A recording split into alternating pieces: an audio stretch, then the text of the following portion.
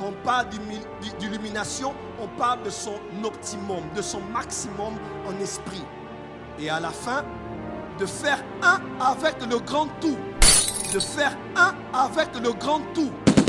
On va ressentir en fait le monde de l'autre. On va se sentir connecté au grand tout. On va se sentir connecté au grand tout.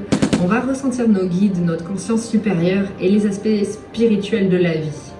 Donc l'initiation, c'est la transmission de la connaissance qui te permet de prendre connaissance de tes pouvoirs magiques. Donc voilà pourquoi dans l'initiation, précède d'abord la magie. Avant la magie, il faut que l'individu soit initié. Donc l'initiation va lui permettre de prendre conscience de son rapport avec le tout ou l'invisible.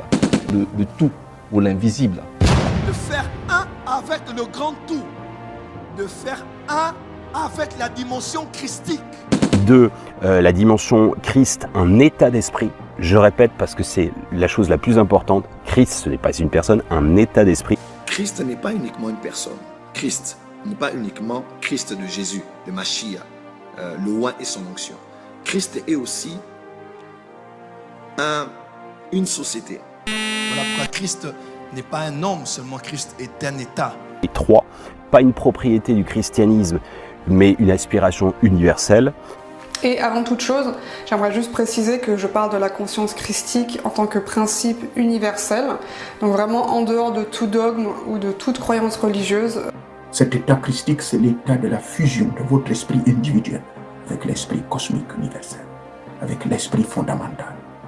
4, les bases essentielles des messages christiques, donc on verra les 12 piliers selon moi, et ensuite 8 informations, donc on va avoir 20 points essentiels du message christique dans l'absolu universel. 5, l'enseignement reçu par Jésus le Nazaréen. J'ai bien dit Jésus le Nazaréen. On était sur la partie où je parlais du livre bleu, écrit par M. Moriasson. Et vous lirez à partir de la page, si je ne me trompe pas, de la page 143 à la page 144, on va vous parler du phénomène du transfert et du pouvoir christique. Comment on a pris l'exemple de ce Jésus qui fut le dernier à avoir reçu cette énergie. Avoir reçu cette énergie. Avoir reçu cette énergie. Mais, une fois de plus, il ne s'agit pas de Jésus au sens littéral que nous prêchent les chrétiens.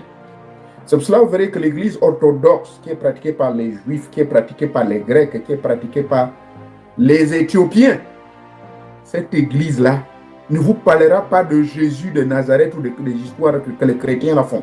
Non. C'est-à-dire, ça vous parle du Christ original. Mais le Christ en question, connaissant déjà l'explication de ce que c'est, ça n'a rien à voir avec le Jésus de Nazareth, qui n'existait pas d'ailleurs. Parce que Nazareth, je le répète, ce n'était qu'une secte. Ça s'appelle la secte naziréenne. 5, l'enseignement reçu par Jésus le Nazaréen. J'ai bien dit Jésus le Nazaréen, et je vous expliquerai entre guillemets quelle était son épopée, même si bon, les textes ne le retracent pas forcément, mais on a quelques éléments. 6, l'ère christique, l'ère du Verseau. Je clarifierai ce que cela représente.